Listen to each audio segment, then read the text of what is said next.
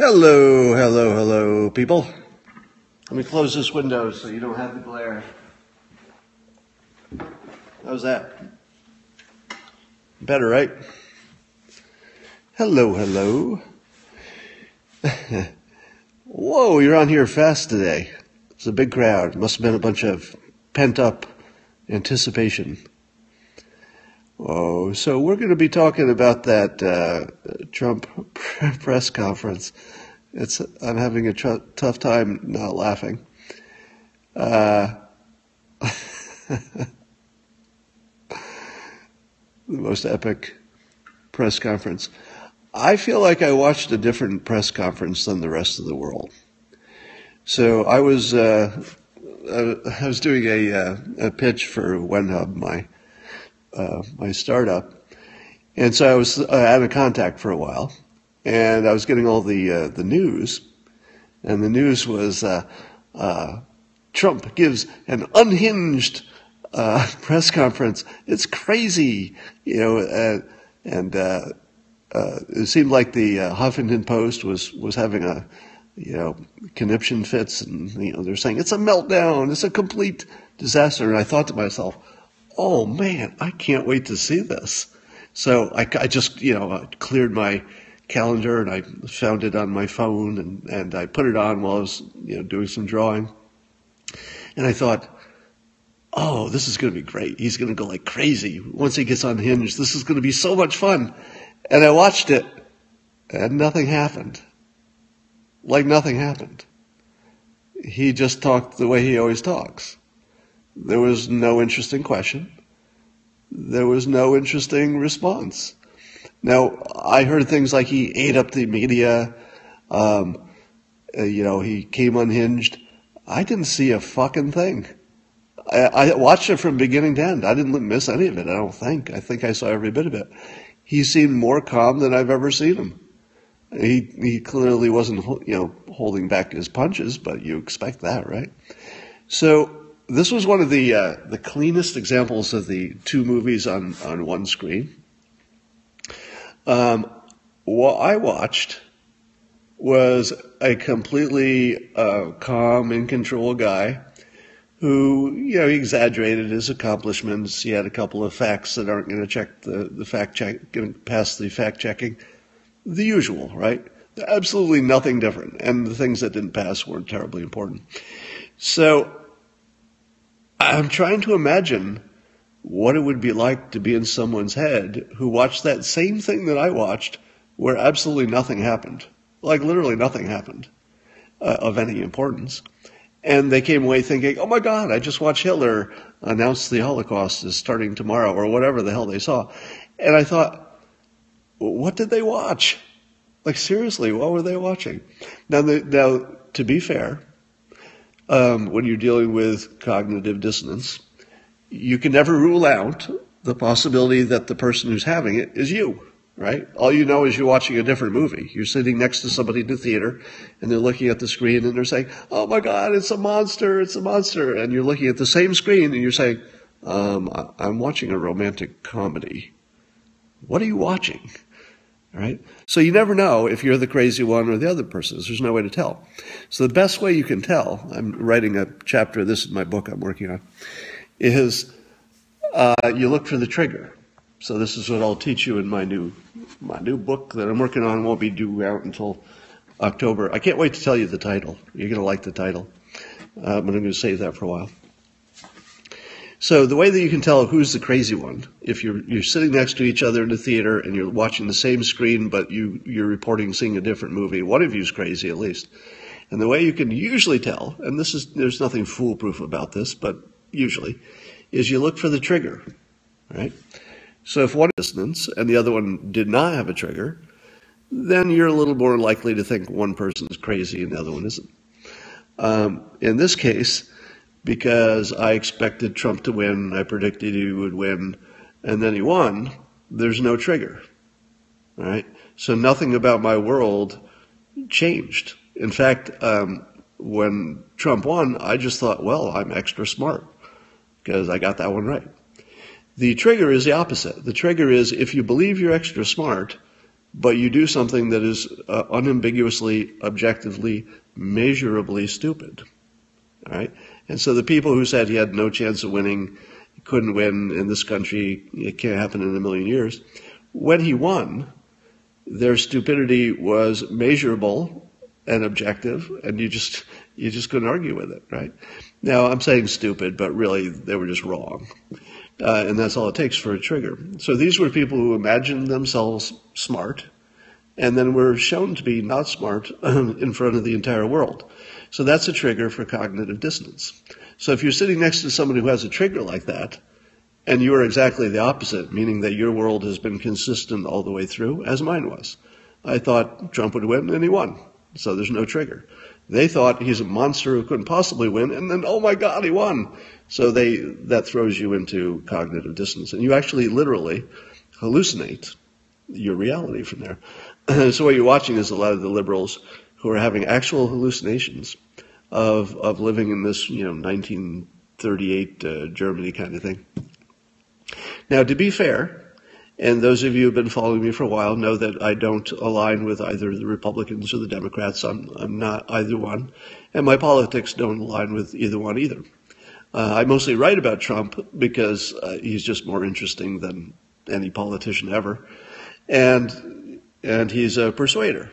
So I write mostly about his persuasion, and that's what makes him interesting to me. So having said that, to set the stage for my alleged objectivity, I can tell you that when Obama was elected, there was the same amount of cognitive dissonance, but just on the other side. I remember talking to an in-law of mine. I think it was probably 3 years into the Obama first administration, and he said to me, and he's a Muslim. And I looked at him and I said, "What?"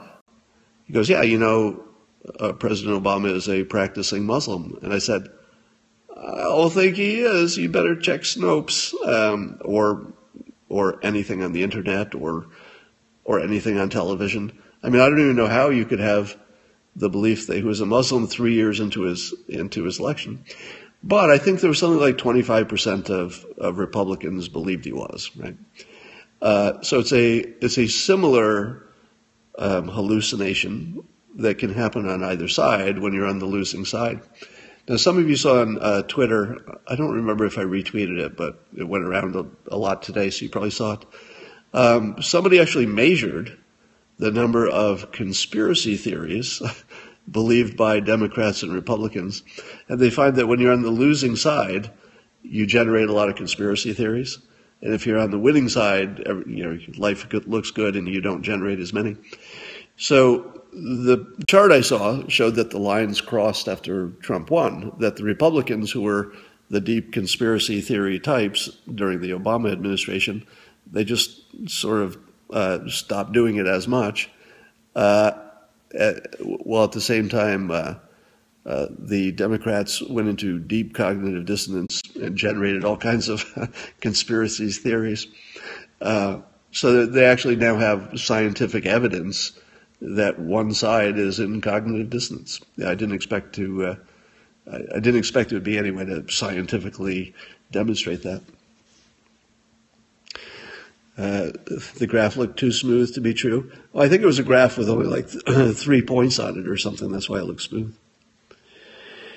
Pizzagate. I saw that new video that purports to be John Podesta's voice on the video, but I'm no audio video expert.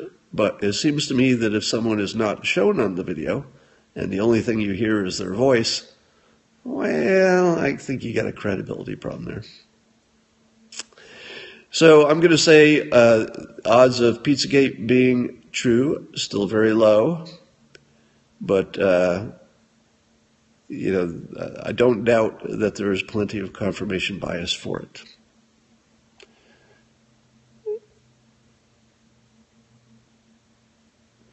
Yeah, I'm going to start using. So I made a discovery with my software now. I figured out a way that I can paint a zone on my computer screen and make it a separate window on YouTube. So I'll be able to Skype with people and interview them. and you'll be able to watch me on YouTube, and you'll see both of us side by side on the in the software.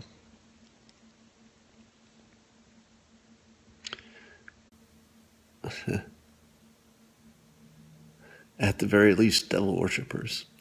Yeah, no, I'm not going to be calling any of that. I'll give you my YouTube information as soon as I put out something that I want you to see. Right now, it's just so easy to do Periscope. I literally just push a few buttons and I'm talking to you. And YouTube takes a little setup. I've got to plug things in and blah, blah, blah. It's just too much work right now. You'll be able to pre-order the book probably in the beginning of October, I think.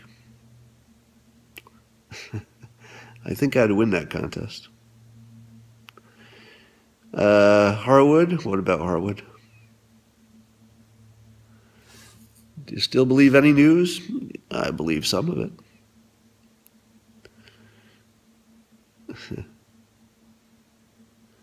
Will the Russian thing ever end? So here's an interesting thing.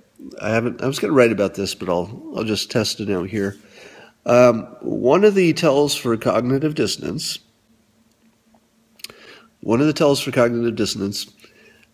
Is if the public has more than one explanation for what they're seeing. So when Trump won, CNN published 24 different reasons from different pundits to explain why he won. 24 of them, which is almost a guarantee that cognitive dissonance is what's really happening, because they all spun into their own delusions, and since they weren't checking with each other, they generated different hallucinations, and then they all said, my hallucination must be the answer, and then they wrote about it, and then CNN put them all together and said, well, there's 24 different ones, so at least 23 of you are wrong.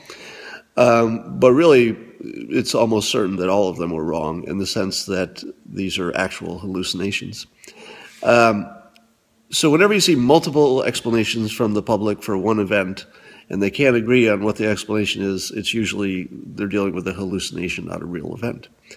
Do you remember when Trump was just getting into the contest? I guess he'd been in for a while, and people were saying, we think all he's doing is watching Fox News, and that's basically what's controlling him, that Fox News is controlling Trump. And then it was maybe Ivanka is really pulling calling the shots. Maybe Ivanka is influencing him. And then it was the Republicans were influencing him. Then he was a populist, so he was just doing whatever the public wanted. So then nobody was influencing him but the public. But the public was pushing him back and forth because he wanted to be liked. Then there was Bannon. Bannon was the secret, the power behind the throne, and he was manipulating and influencing him. And then, now we have the Russians. And now the Russians were really the ones who were trying to manipulate Trump. So look at the pattern. All right. So forget about how credible any of those claims are individually. It's not the claims individually that make any difference. What it is how many of them there are. And when you have 6 or 7 different people saying, oh, he's not his own man, he's being controlled by Fox News. Oh, no, it's really Ivanka. No, we didn't mean Ivanka, we meant Bannon. Steve Bannon is completely controlling him. No, we didn't mean Steve Bannon, we meant the Russians. The Russians are totally controlling him. No, we didn't mean the Russians, we meant the deep state. We meant the CIA, whatever it is. You hear that many reasons for why somebody's being manipulated. The only thing you can be sure of is that he's probably not being manipulated. Yeah, so everybody's got an idea who's doing that. By the way, did you see his brilliant move the other day? He tweeted, I forget what the topic was. So he tweeted a defense of something that was in the news. But then he referred to, in his tweet, the failing New York Times and the failing Washington Post. So he did in his typical Trump way. I laughed for 30 minutes after I saw it. Trump managed to make a tweet, which if they talked about it, and they kind of had to because he made news with it, and it's the president, right? They kind of had to talk about it. But the tweet was very brief, and half of the tweet was saying that the New York Times and the Washington Post were fake news purveyors and failing. So even in people criticizing him, he made them say, you know how kids always say, "Stop hitting yourself," "Stop hitting yourself, stop hitting yourself." It was the tweet that was "Stop hitting yourself," because in order for them to discuss the tweet, they had to include the part where he called the media like lying bastards. You got to say that's funny, all right? It is totally funny, and he does it intentionally. None of this is an accident. And when I see it, I just laugh because it is so effective, and he can do it all day long, and they'll still have to run it as news because he makes the news now. There's something else he did that was almost as funny as that. I was trying to remember it.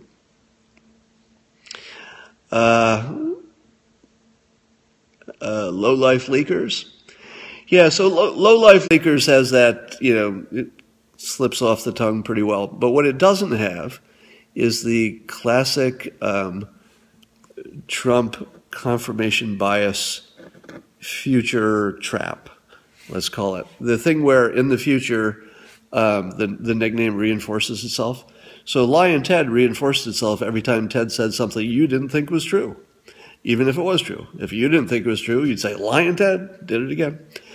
Crooked Hillary, same thing. Anytime you saw something in the news that sounded crooked, even if it wasn't, you'd say to yourself, there it is again, Crooked Hillary. So the part of his genius is that he would let future confirmation bias reinforce it. The other side does the same trick. When they said he's acting dark, you knew he was going to do something that you could call a dark act, because he's a Republican and they're not. So they're going to call something he does dark. So that was the same trick, and it worked just as well. Lately, you're seeing the other side accuse him of being incompetent and that there's chaos. Yeah, chaos. There's chaos all over the place. This is the same trick. They learned this from Trump, or maybe they learned it by reading my blog about Trump, which seems more likely, actually. If you look at the incompetent and the chaos words, which are the ones the Democrats have apparently passed the memo around, and I mean that literally, they share strategies, and they've decided that they'll call them incompetent and say there's chaos everywhere, lots of chaos. Now that's brilliant, because certainly there will be things he does that don't work out perfectly. So you can say, there it is again, there's more chaos, there's more incompetence. So that's a good persuasion, because you know that the future will provide confirmation bias to reinforce it. While it might be true that somebody will leak things in the future, it's the low-life part that that you would want to reinforce. But they're not really acting like lowlifes per se. They're just leaking, and people leak all the time. So it doesn't really have that future confirmation bias built in. So I think it was just a fun phrase that he knew would get picked up, and people would repeat it. Maybe they'd say it. So it's not a failure in terms of persuasion, but it's not weapons grade like Lion Ted or Crooked Hillary or incompetent or chaos or dark. Those are all weapons grade. The new Time magazine cover that has chaos on it, right? I did not hear the, quote, Jewish reporter's question. I hope that's not a racist question and that he was actually from Israel or something. What about the very fake news? What about it? Thank you. Milo and Mayor on Friday.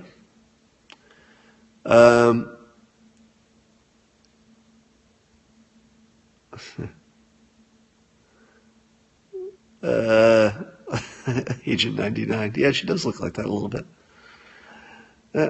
Chances of nuclear war, still about 0.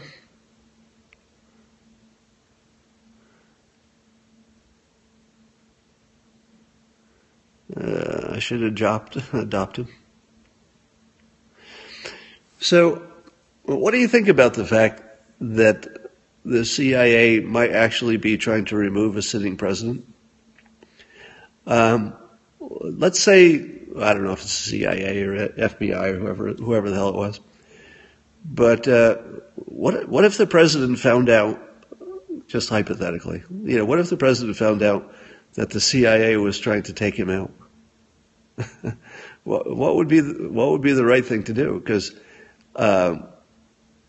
he would have to like rip the CIA apart, but that's not going to be good.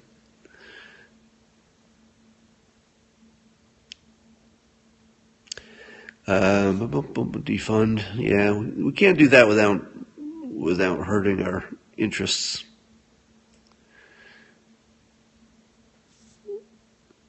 All right.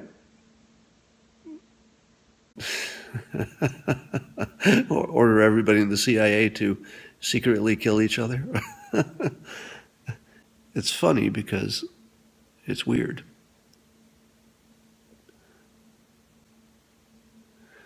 I'm just reading your comments. The coup. Nah, I don't think there's a coup. If there's a coup, it's not, well, I suppose it's possible. You'll have to ask Christina about that sort of thing. She's on Instagram. You could just send her a message.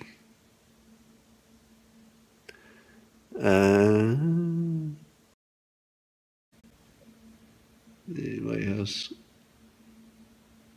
Will Kellyanne last? Probably. All right. Pew die. Yeah, I'm not really following any of that. Doesn't seem interesting.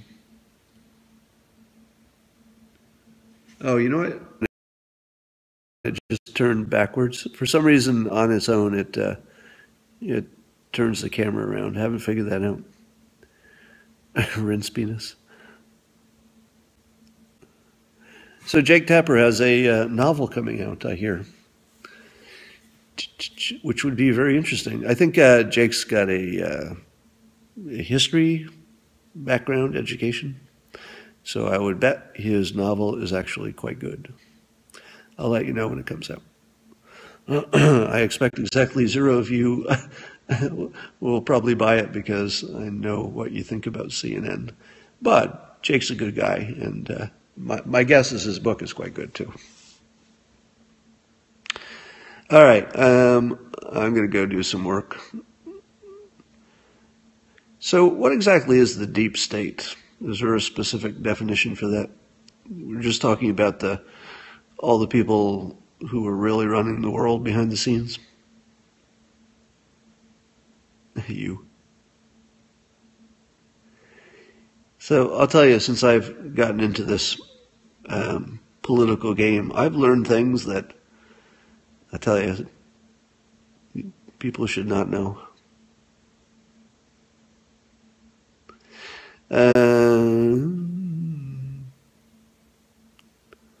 Oh, okay. The invisible government. Well, if it's invisible, how do we know what they're doing? Is this the big awakening? I don't know if the big awakening will happen in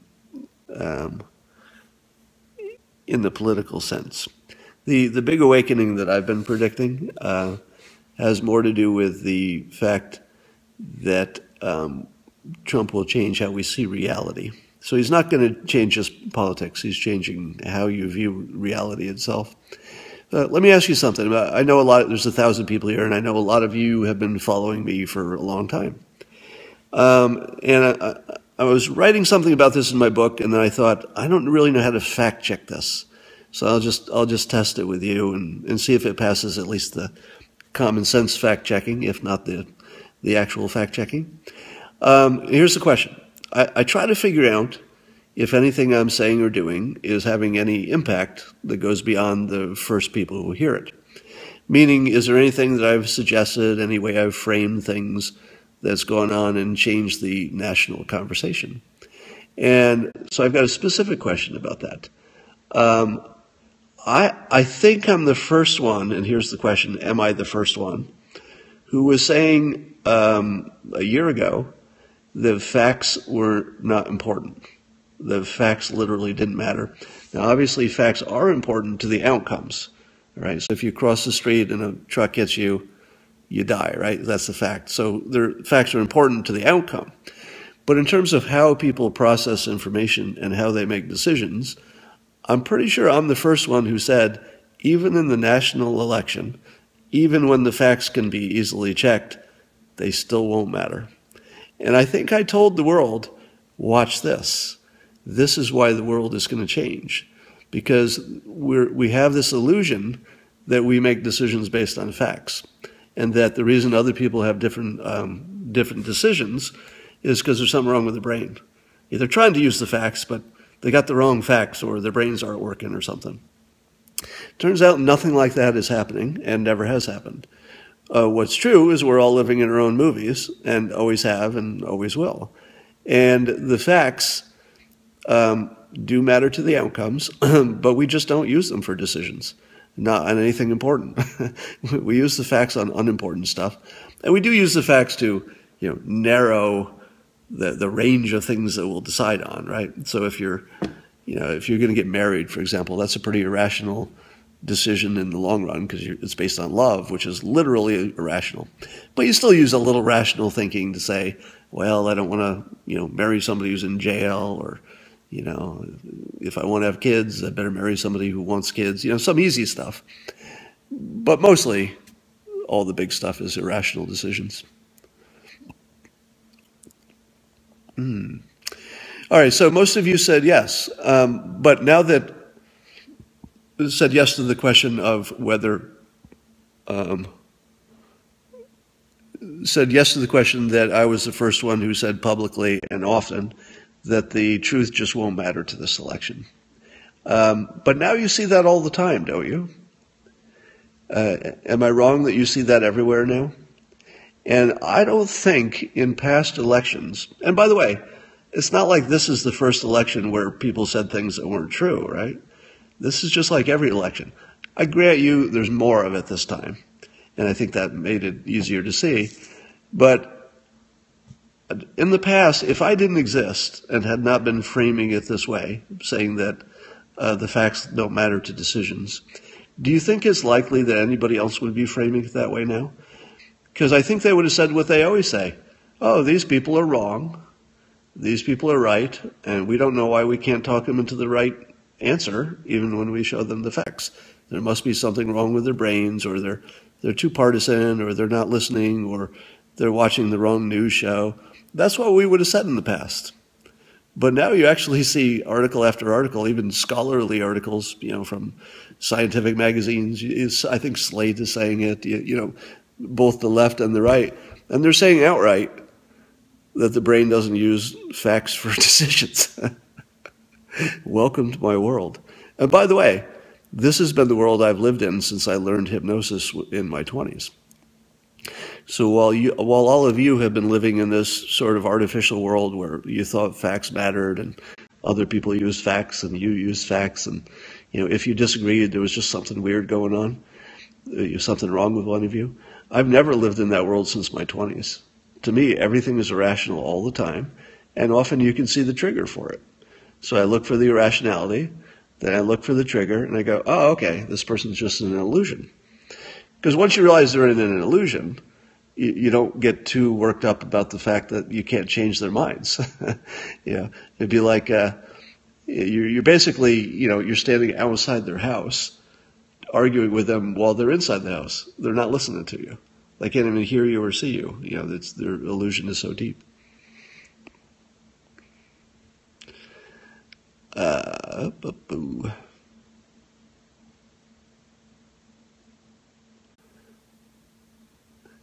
Yeah, it helps you keep your fools. It helps you suffer fools.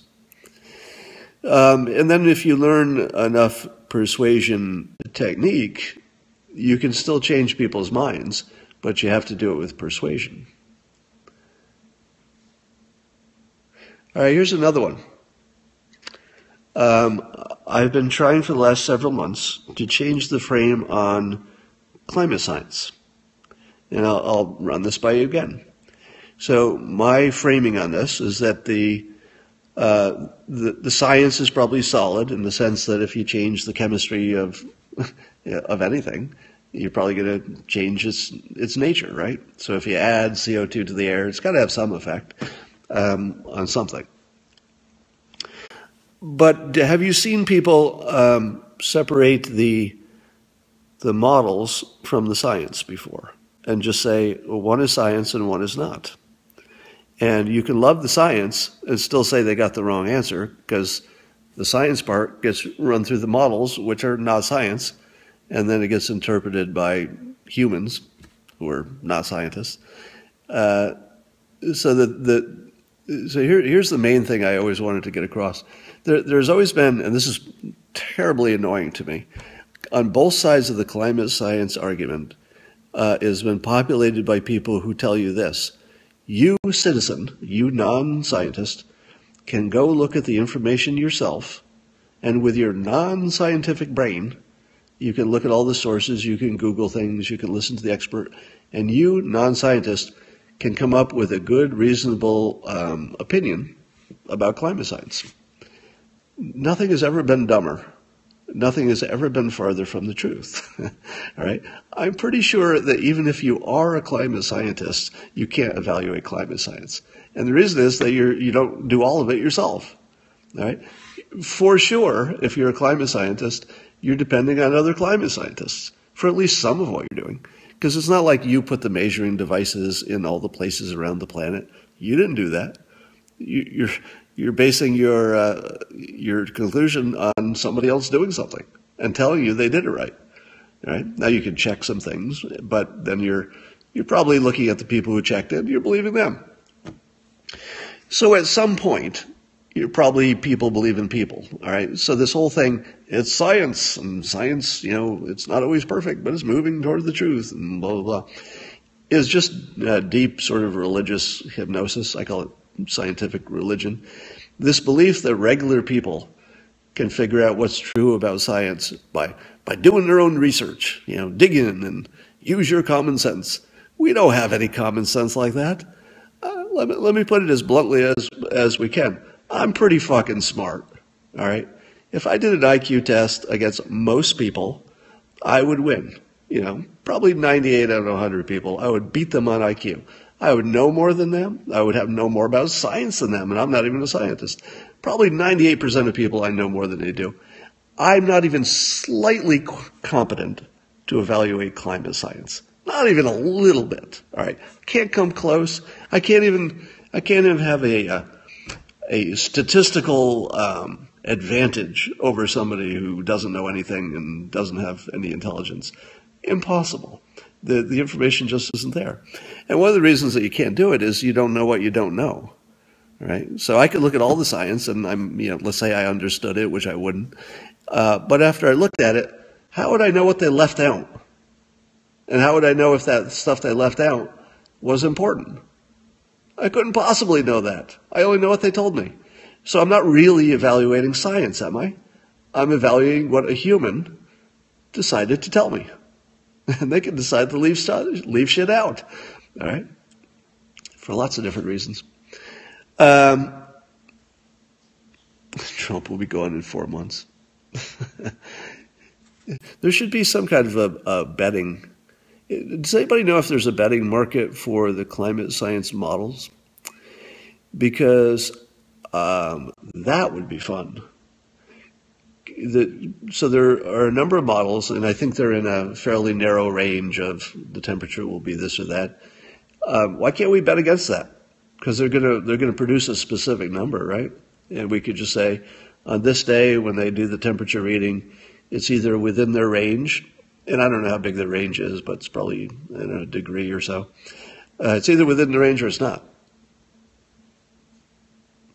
But if all it does is go up, and so here's another example of why ordinary non-scientists can't be trusted to evaluate science. Here's the most basic question that I can't find an answer to. And I don't know if it's because I'm asking the wrong people or everywhere I read I can't see an answer.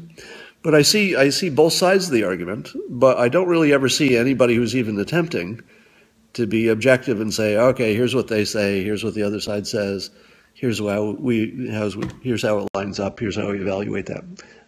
I hope it's happened. I've just never seen it. But what was I going to say? So the thing that I don't know about climate science is when people say, look, we predicted that the temperature would go up, and sure enough, it went up, and it went up 15 and 16 years in a row. Let's say that's true. I don't know if it's true, but let's say it's true.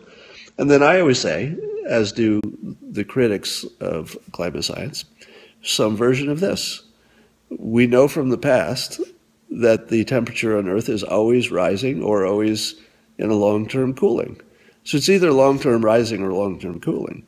So if you knew, so watch me create a climate model right in front of you. Mine will be really simple. If it got warmer last year, follow along. There's going to be a lot of science involved here. Here's my algorithm, my climate model algorithm. If it got warmer last year compared to other years, it's probably going to get warmer again next year. And watch me get more complicated. And the year after, probably warmer still. Now, some years may not, they might buck the trend, but we're only talking about the average here, right? So I just did a climate science model that I'd be willing to bet on. I'd put money on it. Somebody wants to bet against me that the temperature will go up next year. But my model was exactly one variable. If it went up last year, it'd probably go up this year. Because we're either in a, what are the odds that this, hundreds of years of climate going up, what's the year that next year is the year that it stopped going up and decided to turn down for whatever frickin' global reason? What are the odds of that? Right? Pretty low, right? Likewise, if every year for the last several years had been cooler than the one before, my climate model still works. Because I say, what was last year? Oh, it was cooler.